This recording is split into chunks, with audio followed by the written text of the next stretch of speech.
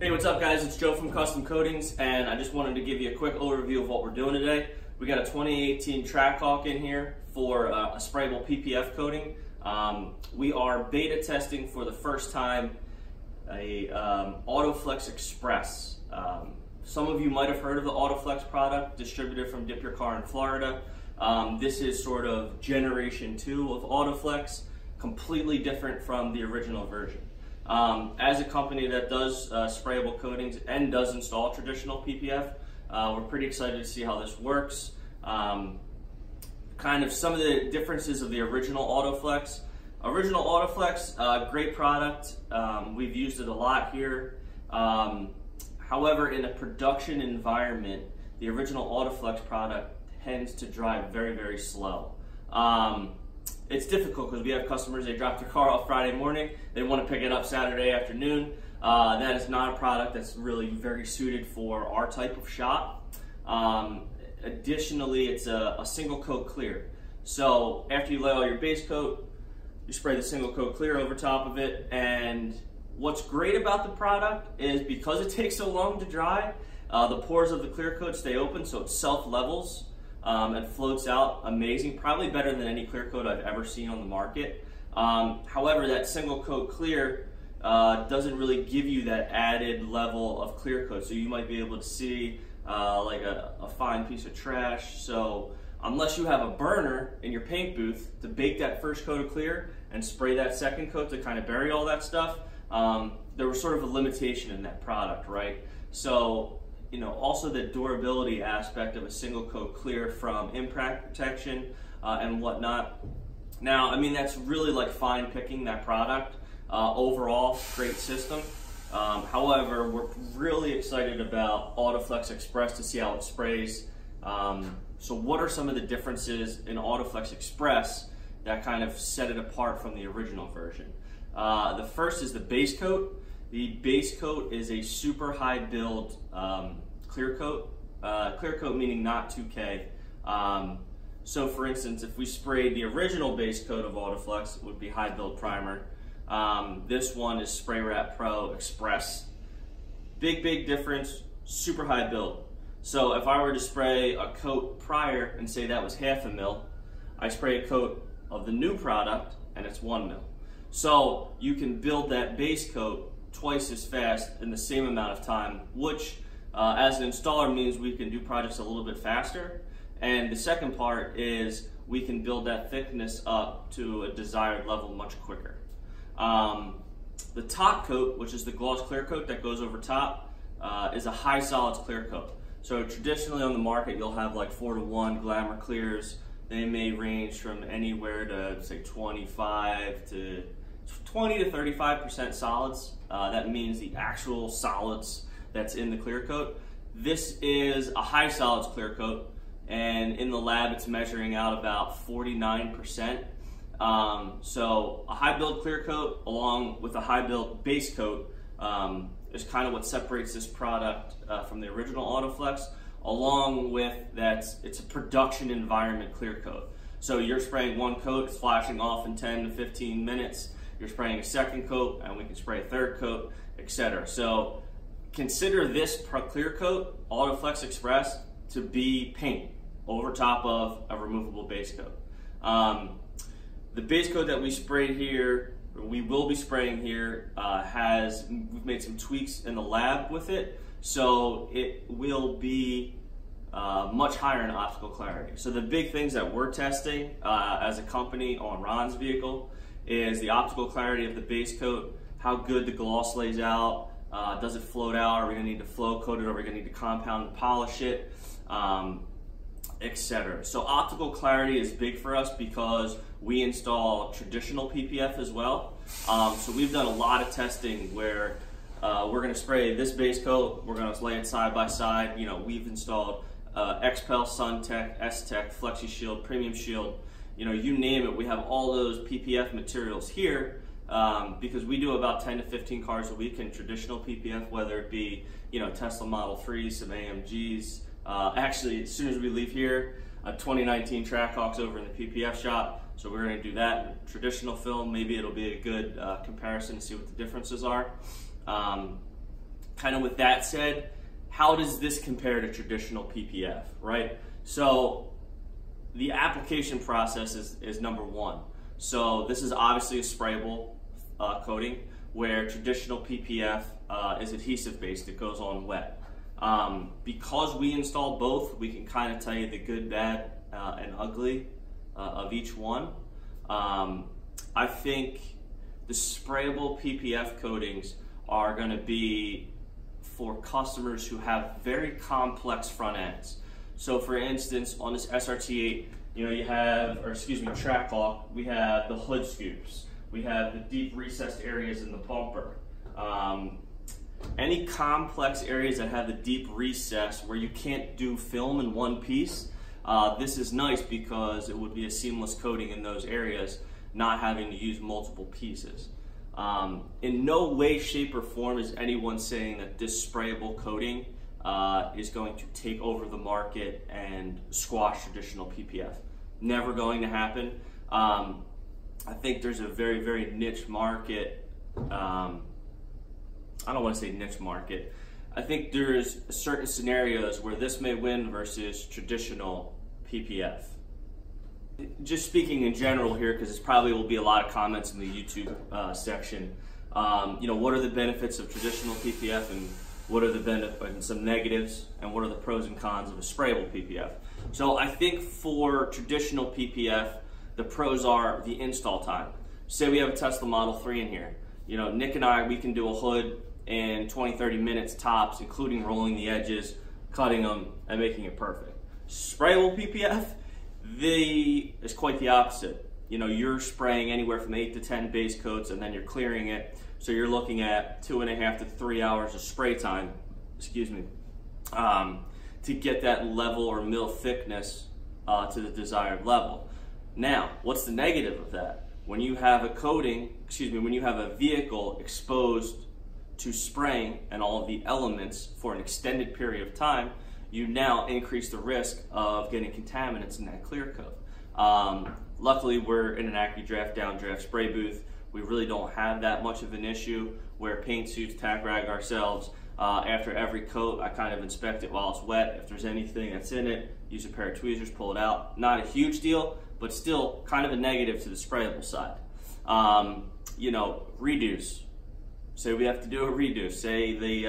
Say your leg or the spray hose or something nicks a panel, it's 3 hours down the drain. I can pull that PPF off in a minute. For traditional PPF, I can peel that off in a minute with a steamer, throw another piece back on. PPF material cost is probably going to be significantly higher given how much it costs per square foot. But then when you do the math, the install time of a sprayable PPF sort of negates that price cost of materials. Now you have the prices being very similar. So typically for a full front end of a vehicle, bumper, fenders, hood, mirror caps, for a Trackhawk type car, we're going to be anywhere from, call it $1,750 to $2,200, depending what film we're using, how deep the customer wants us to go, etc. So I kind of think those are the pros and cons of both, sprayable PPF, really difficult deep recessed areas. You can do them in one piece. It's a 3-coat clear coat, so when it's done, you could cut, compound, and polish it. It can also be ceramic coated after a certain period of time. So traditional PPF might win out there where a lot of those films are already coated with a hydrophobic coating. So once they're installed, next day, or as soon as you're done installing it, you can apply a ceramic coating on top of it's already built into the coating. So there's a lot of nuances and differences between sprayable PPF and traditional PPF. So we're very interested to see how the beta test goes, how the clear lays out. I don't think the product will be for everyone, but it's going to be a great option for those that are interested. Sizing. I mentioned one more thing. Traditional PPF material only comes in 60 inches. So you have hoods out there, whether it's like a Ferrari F12 or a Porsche Macan or an Audi R8, where a 60-inch material, unless you have 4 people stretching it, which can leave marks in the adhesive, or excuse me, in the film, and kind of push the adhesive to its limits, that's sort of a drawback there. Now, for those of you that are familiar with the PPF market, there's a manufacturer out there that's going to be releasing a 72-inch roll. So, you know, you have that sort of conundrum where sprayable may be traditional, and so forth. So again, I think it's going to be an interesting time over the next few months to see how these products lay out, how they spray, how fast we can build the mil thickness of the coatings. You know, are they going to be for everyone's car? Probably not. But as a company, we can offer people a sprayable version versus a traditional version, which I think, depending on the customer and how difficult the front end of their vehicle is, may suit them better. All right, so one of the first things we do when we do the sprayable PPF coatings is we take a paint depth gauge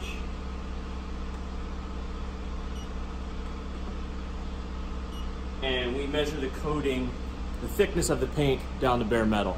So we're at right around 9.8 mils. We're going to measure this area a few times here. So we're getting readings of 9.5 to 10.1. So when we go ahead and we spray this coating, we know how many coats is equivalent to our target mil thickness. So for this instance, you know, traditional PPF is anywhere from 7 to 10 mils depending on the manufacturer. That's our goal here for this vehicle, including clear coat. So as we continue to spray, we'll keep updating the thickness and how much we're adding to the vehicle, and then once we feel it's in a comfortable area, we'll go ahead and clear it. Alright guys, it's going to be a little noisy in here. Boost fans are on, as well as the burner. It's like 40 degrees outside, so we got the P-boost set to 75 degrees. The car is completely prepped and ready to go. First we wash the vehicle with dish soap, getting wax and grease off the vehicle, then a wax and grease remover, then a denatured alcohol. So what we're going to do now is just take a tack rag, wipe any loose debris that might have fallen in our prep stages, blow it all off, and then we're going to lay our first coat down.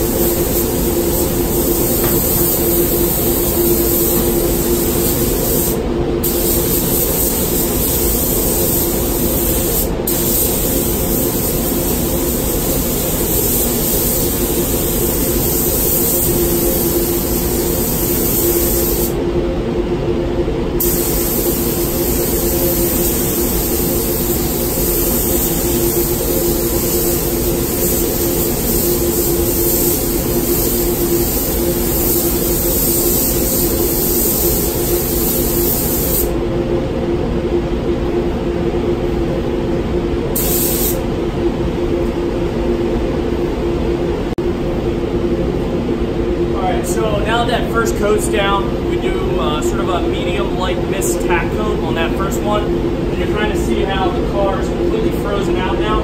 There's no gloss left on the surface. That means we got a nice even coverage on that first coat. Now it's hammer time.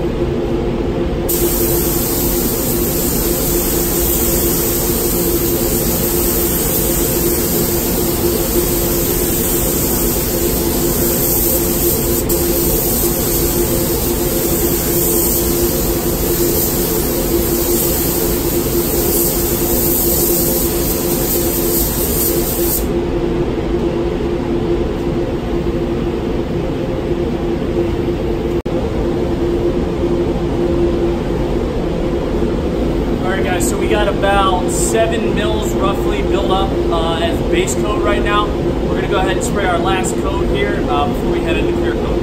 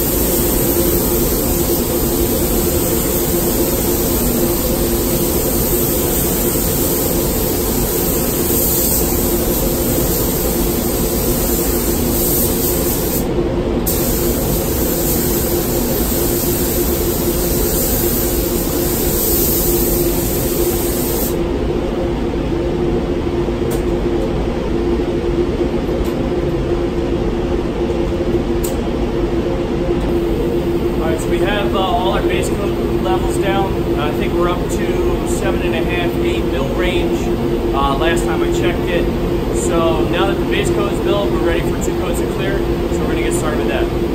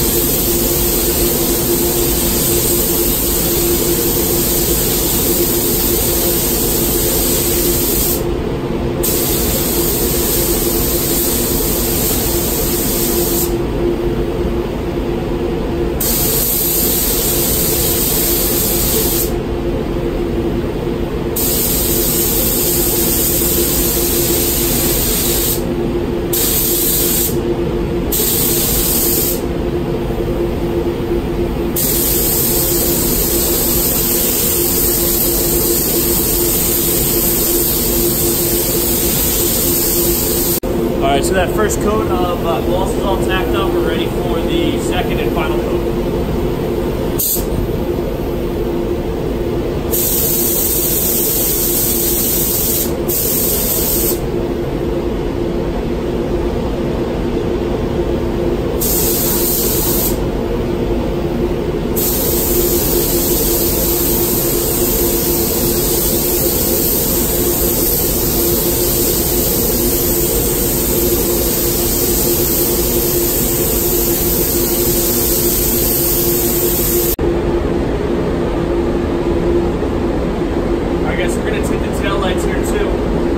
Same exact process. We lay a clear base coat down, AutoFlex Express.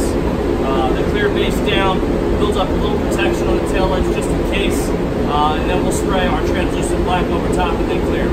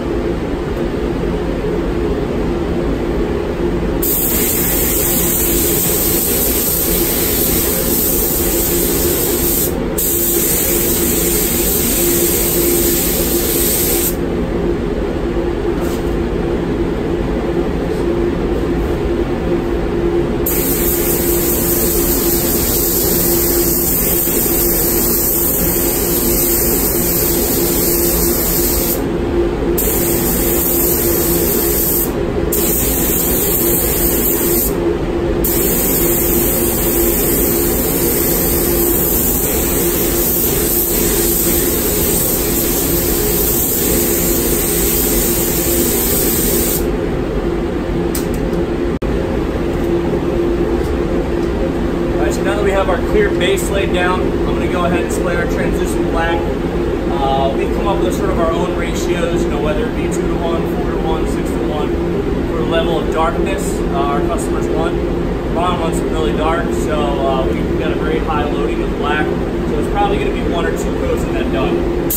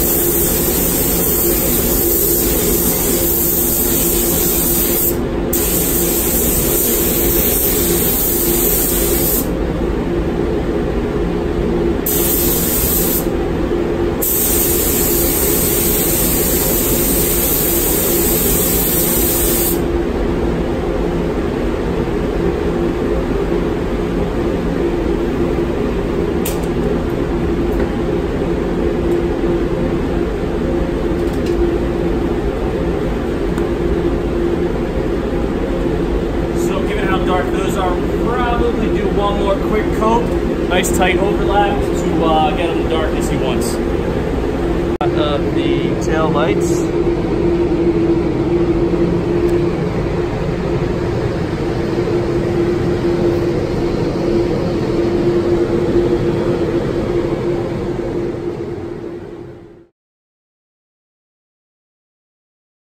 The entire front end was done.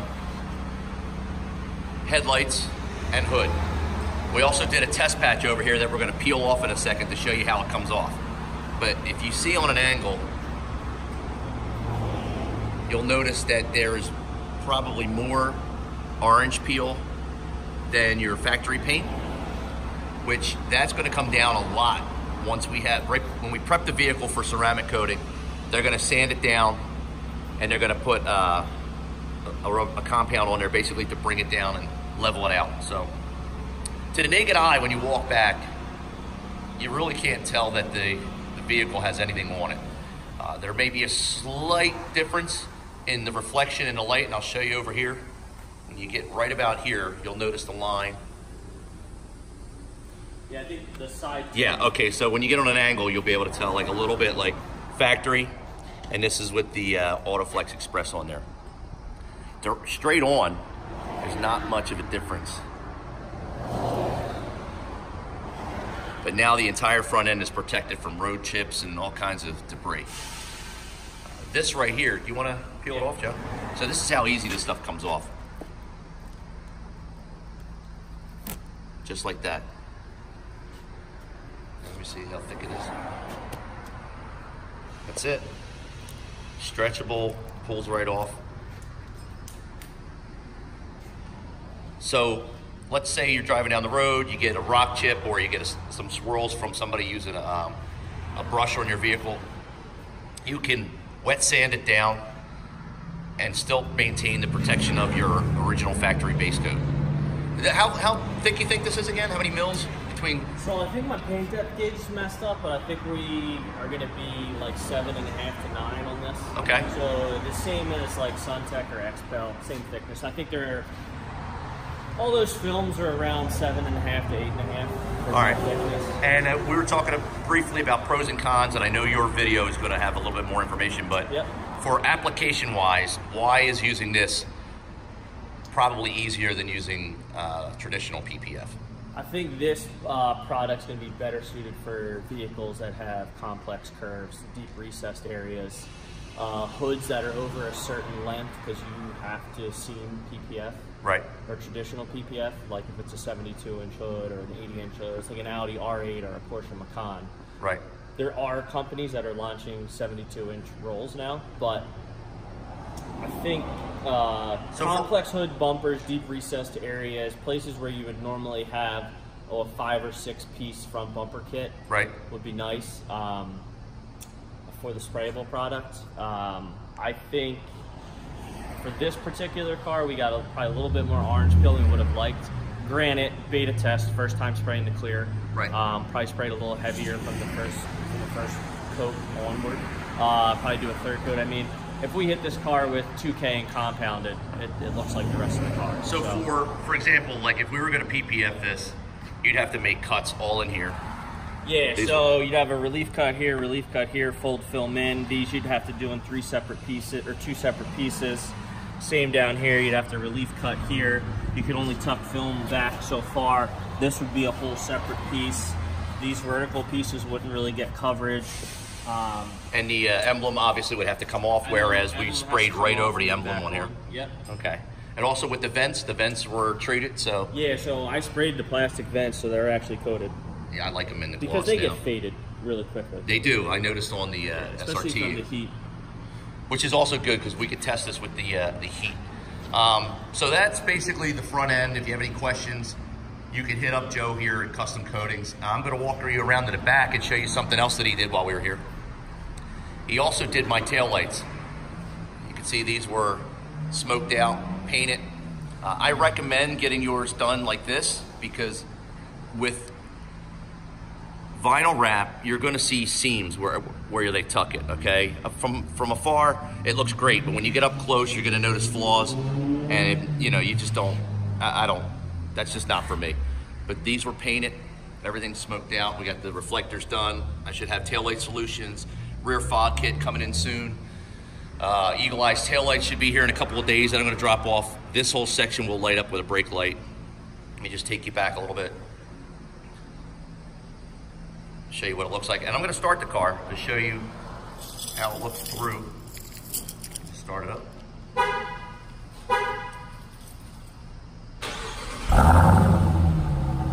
So if you're wondering whether or not your brake lights or your tail lights will come through having it painted, no problems at all. That's my daytime running lights. I don't even have the brake lights on, and you can see how bright it is already. All right? Now I know someone's gonna ask me, let me turn the vehicle off. All right, let me turn this around real fast. Now I know someone's gonna ask me, how much does all this cost? All right, for the tail lights, $225, since he's got 4 pieces he's gotta do. If you bring it to the shop, he'll also do your third brake light and your reflectors. $225, right, Joe? Yeah. All right, so $225 gets you your tail light smoked out, your third brake light, and your reflectors. Regardless of what you have, if you have the tail light solutions one, it doesn't matter. Reflectors, $225. Now for the front end, what are we looking at once the product becomes more available? What are we looking at to charge for? I sort of touched on that in the other video, but a full front end, if we're doing fenders, hood, mirrors, bumper, right, it's probably going to be like $1,600–$1,800 range. Okay. We're honestly still waiting on the material costs to come in from the guys that took your car. Because it's a beta tested product, it hasn't gone into production yet. So I'm sure they're still negotiating like the quantities and bulk pricing and stuff. I forgot to mention that that this is beta testing, so we don't really have a number yet. But what about traditional PPF? If somebody says, hey, you know what, I want to come in for protection. Traditional PPF, if we're doing mirrors, fenders, hood, bumper, right around $1,800 to $2,000, depending on the film and how deep you want us to take it, if we're doing headlights or not, or stuff like that. Okay. Yep. All right, so this little handheld iPhone video, I'll put this up so you guys have the information. Again, I'll be doing all the editing with Joe's footage to get up. If you have any questions for me, just ask. If I don't know the answer, I'll reach out and find out the answer for you. Just trying to get as best information out as quickly as possible, so I'm doing this route rather than using the GoPro. But thanks for watching. Again, guys, girls, any questions, shoot me a message. I'll reach out to any one of you, all right? That's all I got. I'm out.